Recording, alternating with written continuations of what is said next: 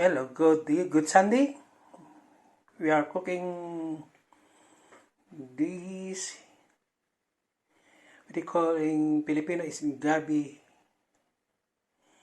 and also alimasag, spinach, and carrot leaves, yeah, and sibuyas, and also gata. So we are cooking this like you know, this is I don't know what they call in English this. This is kind of roach. So well, yeah. Okay. Okay.